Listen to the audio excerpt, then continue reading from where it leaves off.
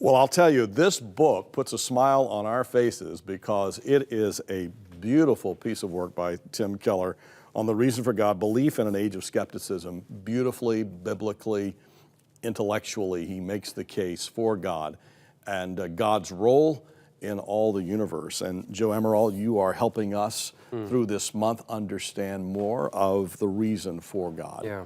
So we move oftentimes into these questions when we're out in the arena of life is, why is there so much evil in the world, Joe? Yeah.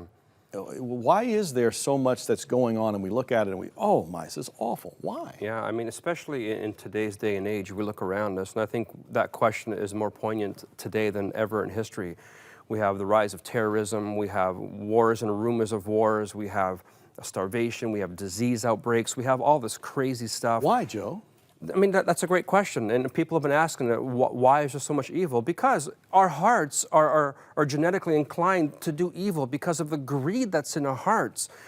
You know, I think if we really took the Bible to heart and did what it said, if we truly loved our neighbor as we loved ourselves, if we truly loved God with all our heart and strength and mind, it would change the way that we see people. It would change the way we interact with people. But the bottom line is that we are sinful people, and we're living in a sinful and in a fallen world. Sin entered the universe, and by the time you get to the book of Romans, Paul says that the planet is so filled with sin. It groans, it aches, it moans. That's the imagery that he uses, very powerful. And this planet is filled with fallen people who have made some really bad decisions, and even the planet itself aches and groans because of sin.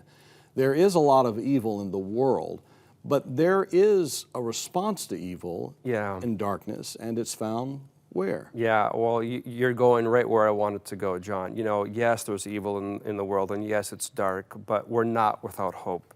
We're not a ship at sea with no direction. We have an anchor. We have that lighthouse. We have that direction. And the direction only comes when we put our total faith and trust in Jesus, Jesus of Nazareth, the Son of God. And so, because we're not without hope, it's not just evil in the world. There's good in this world too. And God has put us here as Christians to be that light in the darkness. And all over the world, the gospel of Jesus Christ is spreading, Joe. Yeah. It really is happening. People are finding Jesus Christ all over the world. The fame and glory of Jesus, who is light, is coming into the hearts of people who have been ruled by darkness. These are fascinating topics. Yeah, and you know, it's so awesome to have a platform like 100 Huntley Street that takes these questions to the masses. We're not afraid, you're not afraid to address them. And you know, and I know that it takes people who are watching to make a decision to say, hey, I want this show to continue. People can't take it for granted. It's always going to be on the air, and people need to understand that it takes dollars and cents to make a massive ministry like this reach out to so many people who are in need. Thanks for saying that, Joe. It's so true. We appreciate it, and we do appreciate your help. We appreciate your support. We hope you'll get the book, The Reason for God. It's a classic by Tim Keller.